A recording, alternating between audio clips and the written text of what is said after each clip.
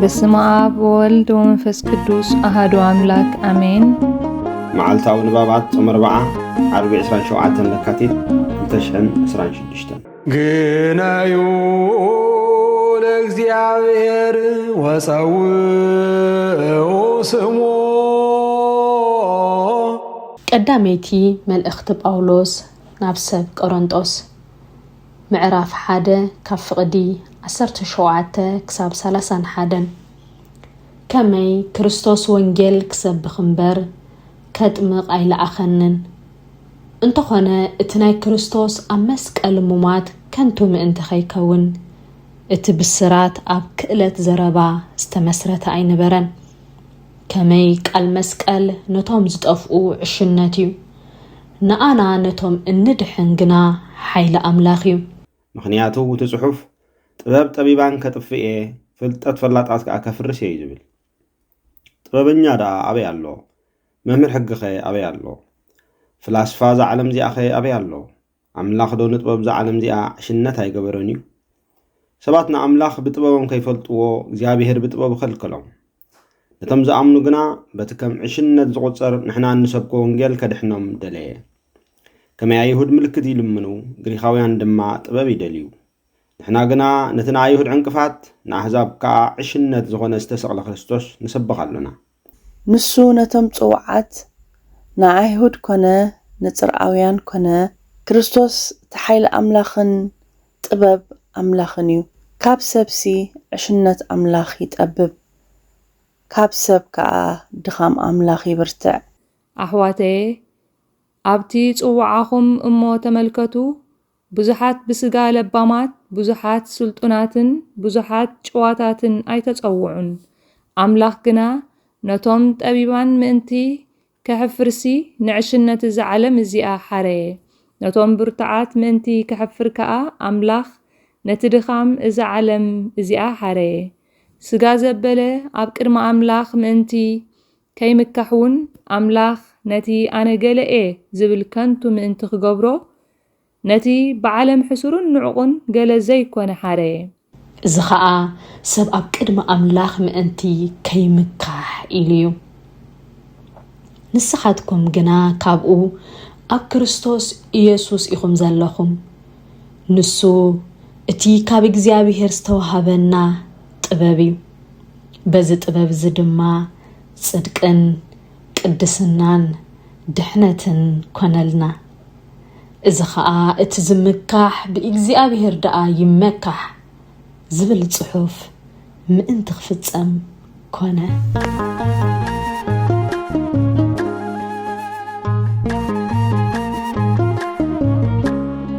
እናፍቓለኹ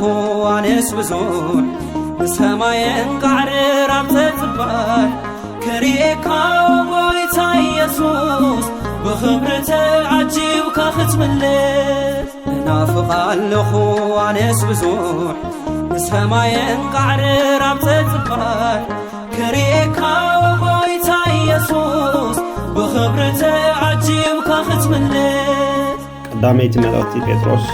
ምዕራፍ 2 ካብ ፍቕዲ 11 ክሳብ ፍጻሜታ። ኣቱም ፍቕራተይ ኣጋይሽን ስደተኛታትን ስለ ዝኾንኩም ካብቲ ምስ ነፍሲ ዝዋጋእ ስጋዊ ትምኒት ርሓቑ እናበልኩ እመኽረኩም ኣለኹ። እቶም ከም ገበርቲ እከይ ገይሮም ዝሓሚኹም ዘለዉ ንሰናይ ግብርኩም ርእዮም በታ መዓልቲ ፍርዲ ንኣምላኽ ምእንቲ ኸመስግንዎ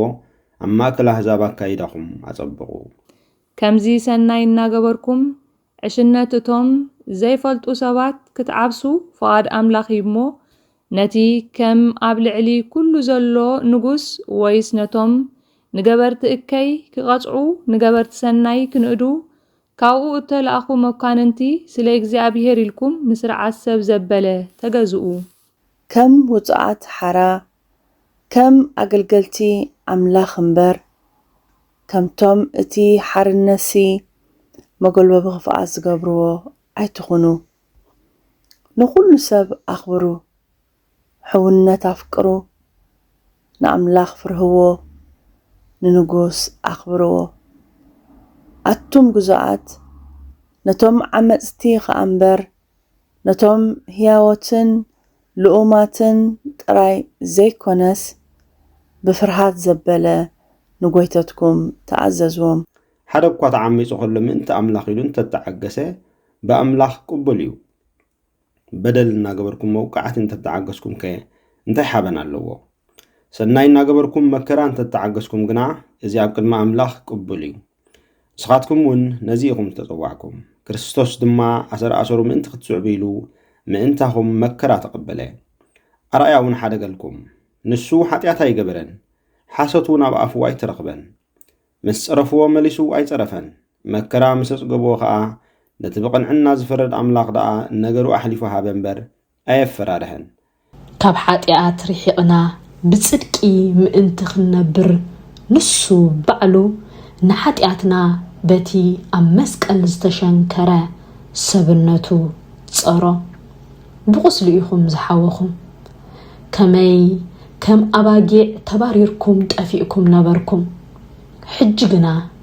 ናብቲ ጓሳኹምን ሓላው ነፍሳትኩምን ተመሊስኩም ኣለኹም ተስፋናይ ምዛትካ ተራዩ ዘሕድሶን ውሽተይ ደኺሙ ድሕሪት ከይምለስ ኣጽኒዑ ዝሕዞ ብመንፈስ ኣንታ ናፍቆተይ ቀልጢፍካ ተገለስ ኣይከኣሎን ልበይ ምሕር ዝትቢል እናፍቕ ኣለኹ ኣነስ ብዙሕ ብሰማየን ቃዕርር ኣብ ተጽባሕ ክሪእካ ወጎይታ ኢየሱስ ብኽብሪ ተዓጂብካ ክትምለስ ግብረ ሐዋርያት ምዕራፍ 10 ካብ 34 ክሳብ 42 ሽዑ ጴጥሮስ ኣፉ ከፊቱ በለ ኣብ ኩሉ ህዝቢ ንኣምላኽ ዝፈርህን ቅንዕና ዝገብርን እንተሎ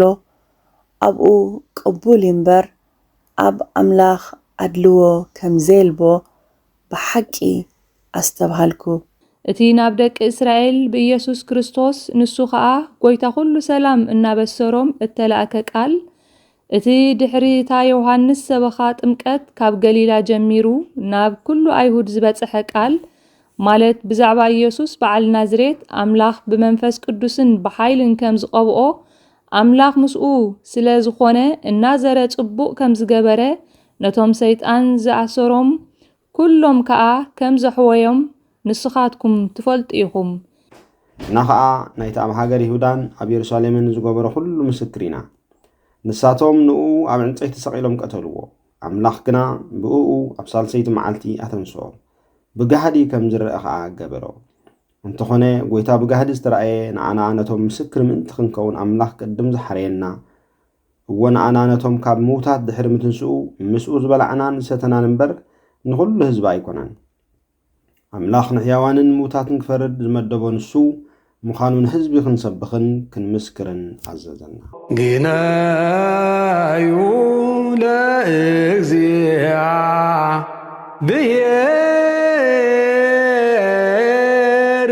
ወፀውዑ ስሞ ወንጌል ዮሐንስ ምዕራፍ 10 ካብ ፍቕዲ 32 ክሳብ 38 ኢየሱስ ከዓ ካብ ኣቦይ ብዙሕ ሰናይ ግብርታት ኣርኣኹኹም ካብኣተን በየነይተን ግብሪኢኹም ብዳርባ እምኒ ክትቀትሉኒ ትደልዩ ዘለኹም እናበለ ተዛረቦም ኣይሁድ ከዓ በቲ ምጽራፍካን ሰብ ከለኻ ገዛእ ርእስኻ ኣምላኽ ብምግባርካ እምበር በቲ ጽቡቕ ግብርታትካ ኣይኮናን ብዳርባ እምኒ እንቐትለካ ኢሎም መለስሉ ኢየሱስ መለሰሎም ኣብ ሕግኹም ኣነ ኣማልኽቲ ኢኹም በልኩ ዝብልዶ ኣይተጻሕፈን እዩ ነቶም ቃል ኣምላኽ ዝመጸሎም ኣማልኽቲ ካብ ዝብሎም ጽሑፍ ክፈርስ ኣይከኣልን እዩ ነቲ ኣቦ ዝቐደሶ ናብ ዓለም እውን ዝለኣኾ ግዳ ወዲ ኣምላኽ እየ ስለ ዝበለኩም ከመይ ኢልኩም ትጻረፍ ኣለኻ ትብሉኒ ኣለኹም ግብሪ ኣቦይ እንተዘይገበርኩ ኣይትእመኑኒ ዝገብሮ እንተደኣ ኮይኑ ግና ንኣይ እኳ እንተዘይኣመንኩም ኣቦ ኣባይ ምህላው ኣነ እውን ኣብ ኣቦ ምህላወይ ምእንቲ ያረጋግጽኩም ክትፈልጡ نتقبري منو النابل ملسلو بغرخاي انددون لبي قالت كان منفسي هاررتاناي مصات كالوني نسو يوترو زنكحني مراناتا وترو دقاقيمي نبرتوعنا أفغو تتميمي نافق اللخو عنس بزوح نسهماين قعرر عبتتبار كريكا وبويتا يسوس بخبرته عجيبك ختم الليل مزمور داويت معراف 25 كاب حد خصاب 14 وغزي أبيهير نفسي نباخا لعل اللخو وأملخي أباخا توكيلة النخو أي تحفرني طلعتي بأي دس أي بلوم نأخذ تبيو كتو أي كحفرون እቶም ብዘይ ምኽንያት ዝጠልሙግና ከሓፍሪኦም ኦ እግዚአብሔር ገረናታትካ ፍልጠኒ መንገድታትካ መሃረኒ ንስኻ ኣምላኸይ ምድሓነይ ኢኻሞ ብሓቅን መሃረኒ ኣስተምህረንን ኩለን መዓልታት ትጽበየካ ኣለኹ ኦ እግዚአብሔር ምሕረትካን ሳህልኻን ካብ ዘለዓለም እዩ እሞ ዘክረን ኦ እግዚአብሔር ንሓጢኣት ንእስነተይን ኣበሳይን ኣይትዘክሮ كم لو هاتكا سلا سهل خايلكا ذكرني زيابهر سناين قنعني مو حتى أن مقدوك مهرمي نسو نتحتات بقنع مقدي مرحم فقادوك آي مهرم زيابهر نتهم كدانو زحلو كم تأزازاتو زنبرون بحقن بفقرني مرحم ووك زيابهر بدلي عبي مو من تسم خايلكا يقرب للي زيابهر نتنو زفره سب بتانسو زحاريا مقدي كخيد يمرحيو نسو هابتام كوينو ينبر زرؤون نمدري كورسايو زيابهر نتم زفرهو مستيرو يقلصلهم كيدانون يفلطهم آمين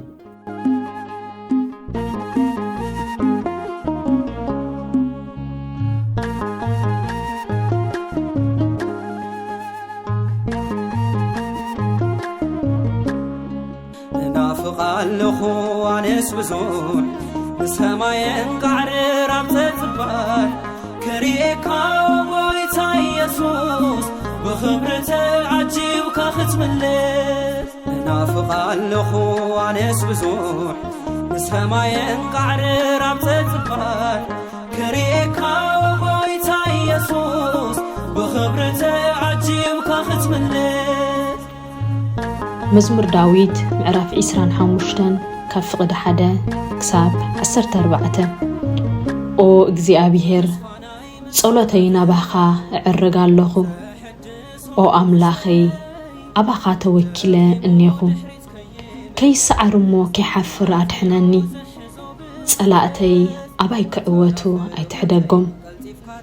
እቶም ኣባኻ ዝእመኑ ኣይሓፍሩን እዮም እቶም ቀልጢፎም ዝጠልሙኻ ግና ክሓፍሩ እዮም ኦ እግዚአብሔር ጎደናታትካ ፍልጠኒ መንገድታትካ መሃረኒ ንስኻ ኣምላኽ ምድሓነይ ኢኻሞ